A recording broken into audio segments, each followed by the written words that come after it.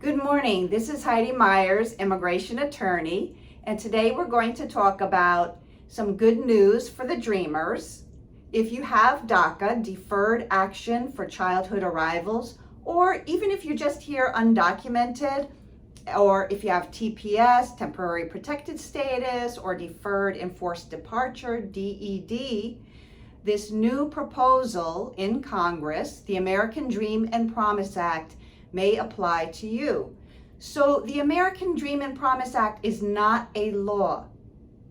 It is a proposal. It has passed the U.S. House of Representatives, so the House of Representatives has approved it, but it still has to be considered by the Senate, and it would have to be signed by the President before it becomes a law.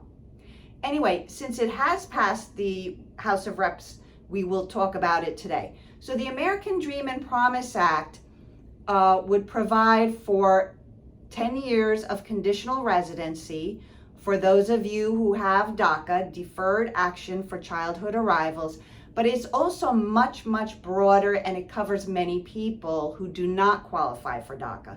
So for example, DACA requires you to have entered the United States before your 16th birthday, whereas the American Dream and Promise Act applies to all those young people who entered the United States prior to their 18th birthday.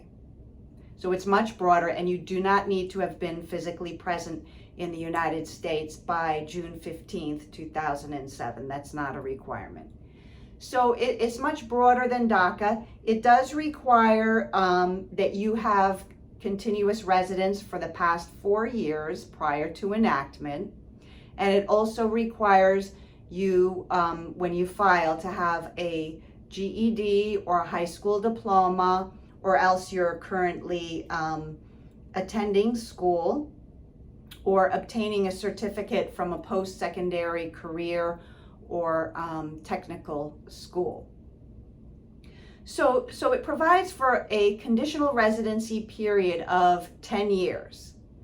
Now, in order to remove the conditions on residency and to get your permanent green card, you would need to show either that you have graduated from college with a bachelor's degree, or that you have already completed at least 2 years of college or university here in the U.S. leading towards a degree, or that you have completed at least 2 years of a career or technical school post-secondary here in the United States. Another option for removing the conditions on residence is if you have served in the U.S. Armed Forces for at least 2 years, and if discharged, you have an honorable discharge. There are also hardship exceptions for those who have a disability and for caregivers, as well as those who can show hardship if they were removed to their U.S. citizen or permanent resident parent, spouse, or child. So this is some really good news.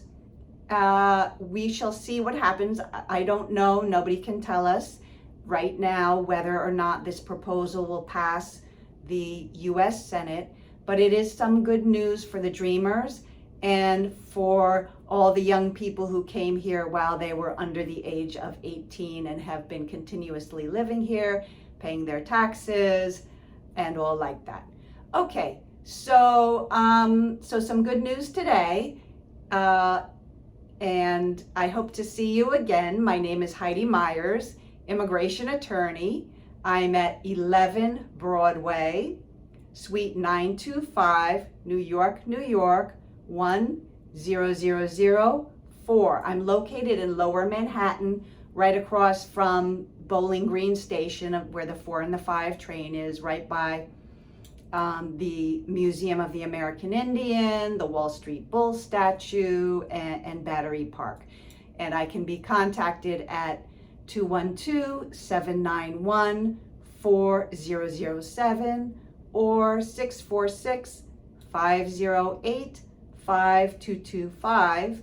And my email is heidimeyerslaw@gmail.com. And don't forget to like this video and subscribe to my channel.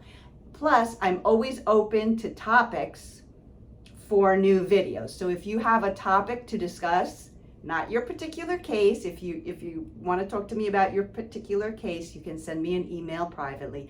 But if you have a topic on immigration or on economic sanctions, I'm also interested in that, you can let me know, and perhaps we can make a video on it. All right, thank you very much and have a good day. Bye.